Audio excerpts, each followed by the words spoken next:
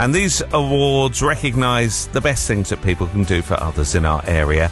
8 categories, as I say. And once you nominate somebody, they're then considered in the first round of judging by community leaders. After that, the selected 4 finalists are judged by our final round judge, and it gives me great pleasure to unveil our final round judge for the Volunteer Award, and it's the MP for Esher and Walton, Monica Harding. Monica, good morning to you. Hello.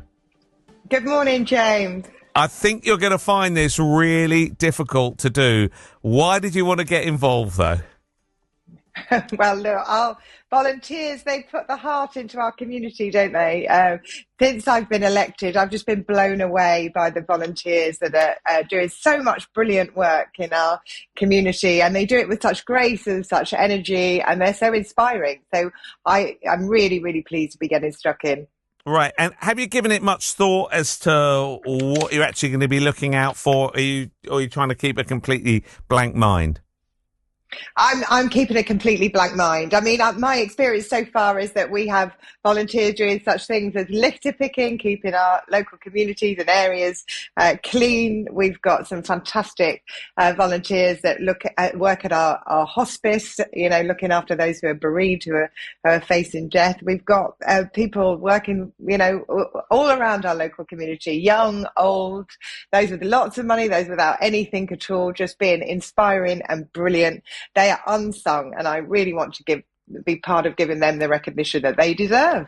Right, now you've been in the job as a local MP for nearly 9 months now, and community groups wise, what have you you must have been to sort of numerous things and found out stuff that you never really was going on in your patch in Walton or Esher.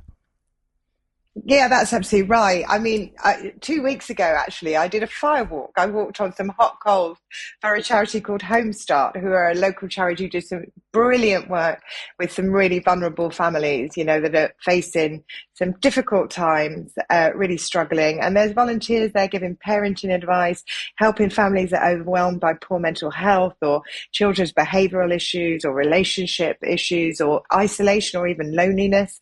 As I said, I've done a lot of work with Princess Alice Hospice. There's some fantastic volunteers there. Some of the happiest days I've had actually have been at Mencap. That's their community group there is established by volunteers, completely run by volunteers.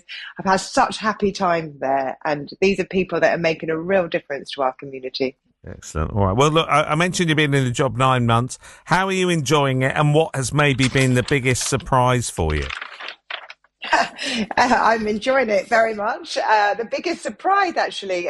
Look, I want to get back to that volunteering thing. The people are making a difference here. Often they just need a little bit of leverage from me to get things over the line. But it is the spirit of the community and how much is being done anyway. We help smooth things over, but we've done 1,000 cases, personal pieces of casework in the 9 months since I've been elected. And then, another 3,000 or 4,000 people that have written to me to say they need this bit of help with policy or legislation. So I think so many people getting stuck in, that's what's going to make the difference. All right. Well, look, great talking to you, Monica. Lovely to have you on board as our final round judge in the Volunteer Award.